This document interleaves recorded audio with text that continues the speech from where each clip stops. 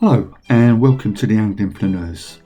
Today we're in Berlin for part 2 of our Berlin Explore.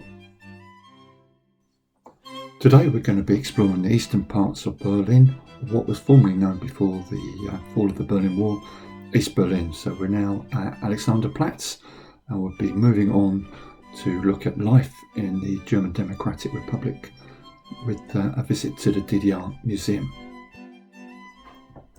Alexanderplatz is named after the Russian Tsar Alexander I, and nowadays is one of Berlin's most visited tourist attractions. Just looking around the square, there is an Oktoberfest festival on, and we'll be visiting that later.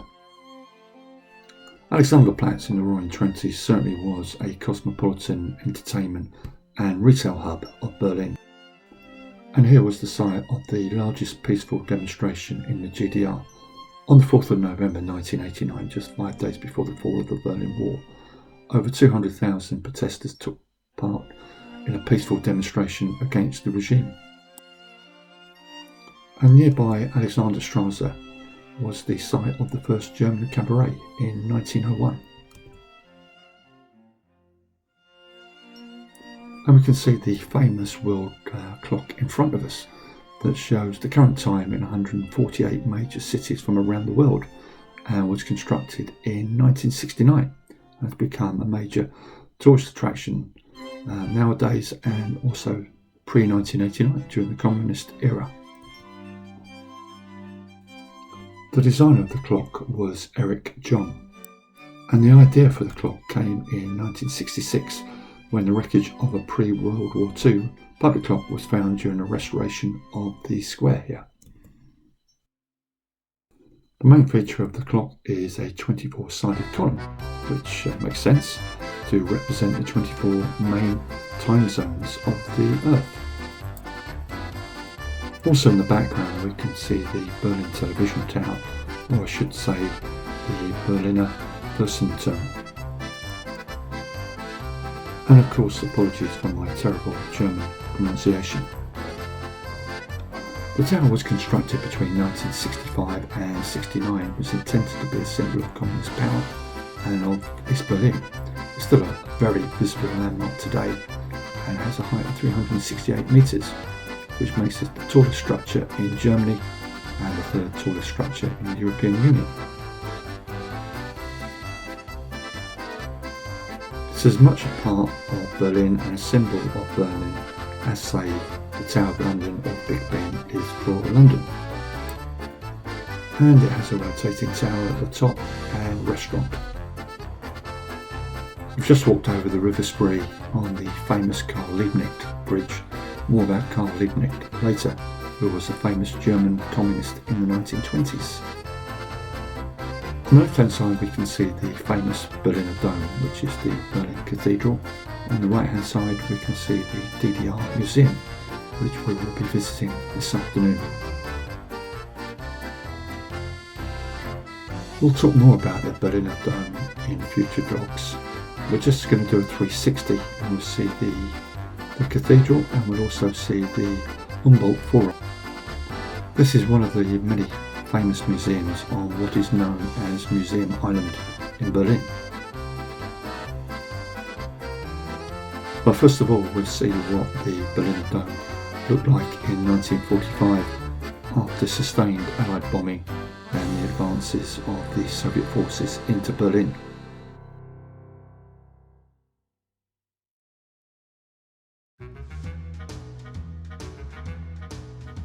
And coming up is the picture of the Palace de Republic that housed the Volkshammer, the Parliament of East Germany from 1976 to 1990 and was known as the People's Palace. The palace was demolished in 2008 and on its ground now stands the Humboldt Forum, which we saw a couple of moments ago. In addition to housing East Germany's politicians, the palace also had art galleries, a theatre, cinema, 13 restaurants and 5 beer halls. We're in the DDR Museum now, and what we can see before us is an explanation and model of what the East Germans called the anti-fascist protection wall. Not only did you have the concrete wall to overcome, you had barbed wire, anti-personnel mines, tripwires, spotlights, and you also had the watchtowers as well. On a slightly lighter note, let's move on to look at the magnificent, iconic car, the Trabant. The Trabant is a series of small cars produced from 1957 until 1991 by the East German car manufacturer VEB Sachsenraum Automobilwerk Zwickau. Now I'll probably mispronounce that, but bear with me. My wife is taking a test drive in the Trabant, and she's driven before a Fiat 500 and a 1980s Mini. I think that was her first car. And she says the Trabant is like a jazzed down version of both cars. And we can see before us the technical aspects and specifications of the Trabant. Over 3 million Trabants were produced, and they've become very much a collector's item. The bodywork is made out of Duraplast, and it has a transverse 2-stroke engine. It was produced as a rival to VW's famous Beetle car.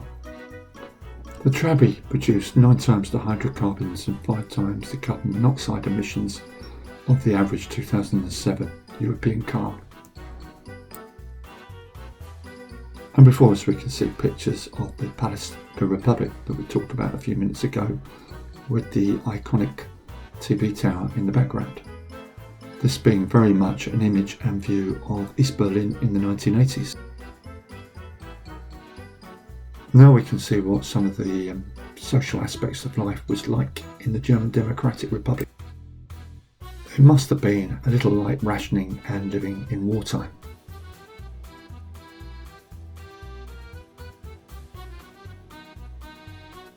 Now we can see the famous East German television, Robotron. Robotron was the largest East German electronics manufacturer and was based in Dresden and employed 70,000 people.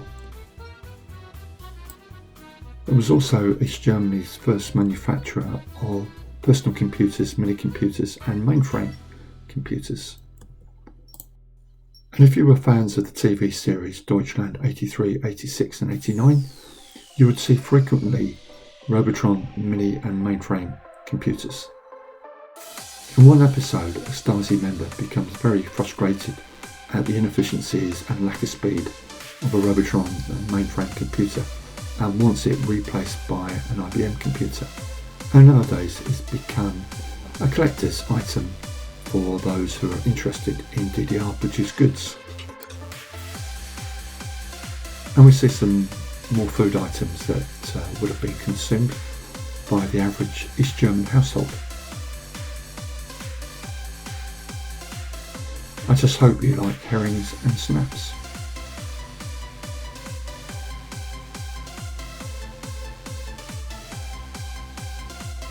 And here is another DDR masterpiece, the motorcycle Simpson KR511. There's a very sad and awful story behind all this. Simpson was a German company producing automobiles, motorcycles, and under the Third Reich, the factory was taken from the Jewish Simpson family and was renamed several times under Nazi and then later communist control. The Simpson brand name was reintroduced by the government of the GDR and production ceased eventually in 2002.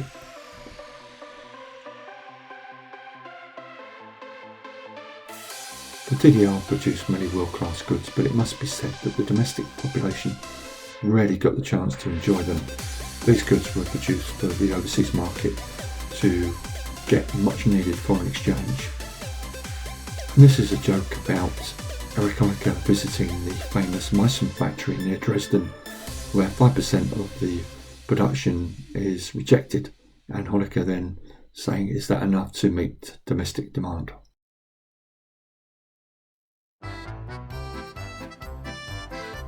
We can see pictures of the famous, the first and last East German v West German football game in the World Cup in West Germany in 1974. The match took place in Hamburg in front of 62,000 and East Germany won 1-0. While West Germany went on to win the World Cup by beating Holland 2-1, and East Germany were knocked out in the second stages of the competition.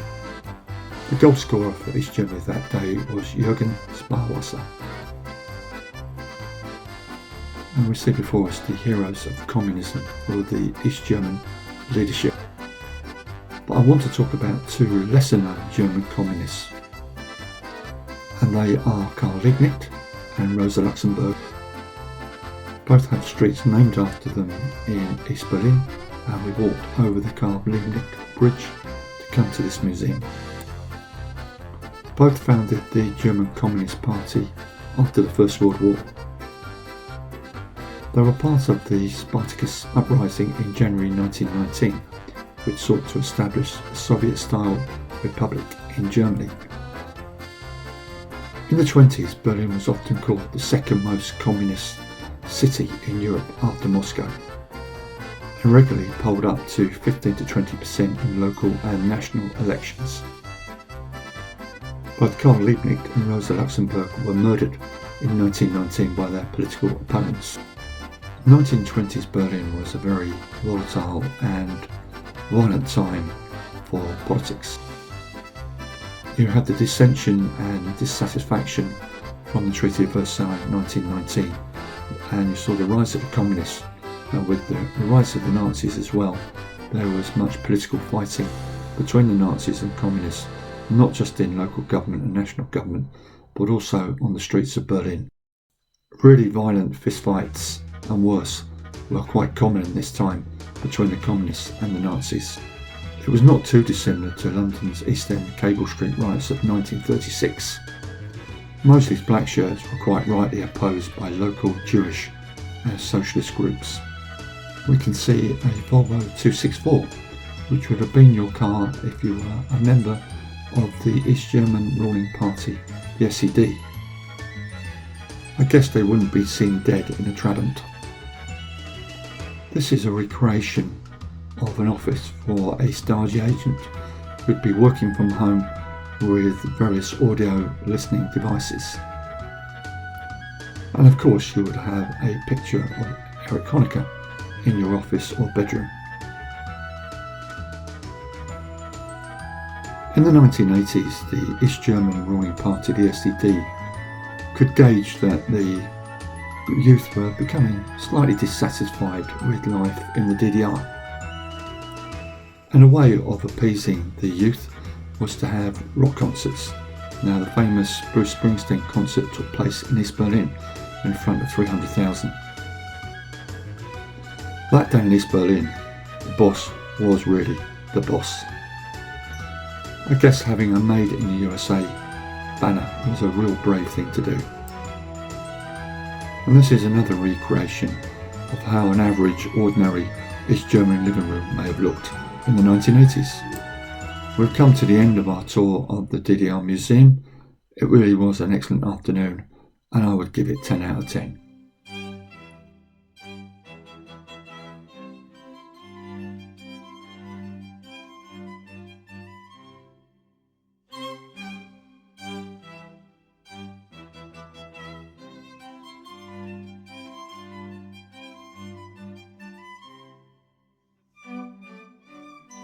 I'm going to take this opportunity to talk about the music scene in Berlin since the Second World War. Now, I could do a separate video on what is a tremendous music scene over the decades.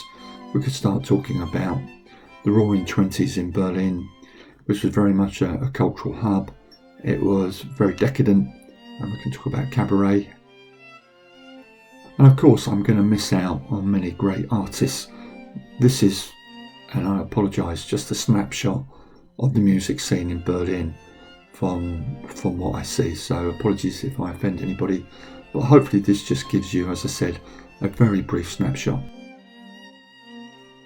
Berlin has always had a very vibrant punk scene, and this was certainly true of East Germany when bands like Wuttenfall, Planlos and Namelos were infamous, if we like, in the 1980s. These very brave pioneers of punk in East Berlin in the 1980s were opposed by the authorities, so they were extremely brave in carrying out their music. And when talking about East German punk, it's impossible not to talk about the iconic and great Nina Hagen. Nina was also a famous actress, and she played in the band Automobile and played at the famous SO36 club in Berlin. The famous club SO36 is one of Berlin's most iconic punk venues, and we'll talk more of Nina in future vlogs about Berlin.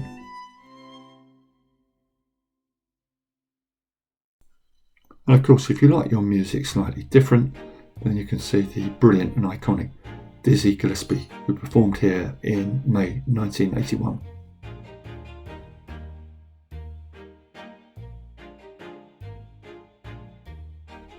One of the most popular British bands in Germany is Depeche Mode, the boys from Basildon, Essex, finest export possibly. Some of their band members lived in West Berlin during the 80s, and they often recorded here. And like Bruce Springsteen, the East German authorities invited them over in March 1998 to play a concert. British artist Gary Newman was also very popular in Germany, though I don't believe he played in East Berlin. No discussion on the British and American influence on the German music scene in the 1970s and 80s could not mention David Bowie and Iggy Pop. Such was their influence on Berlin in the 1970s and 80s that it's really worth another vlog on its own, so I'm not going to mention them too much in this present vlog, but I will mention them more, I promise, in the future. And the final British artist I'll mention today is the magnificent Susie Sue, who you can see here on the Berlin Wall. Susie played many concerts in West Berlin during the 1980s. And my final artist on this very, very brief tour of music in Germany has to be David Hasselhoff, the famous Hoff, singing on the Berlin Wall in his iconic leather jacket, and I believe adorned with lights. It would be impossible to do a piece on music scene in 80s and 90s Berlin without mentioning the famous Hoff.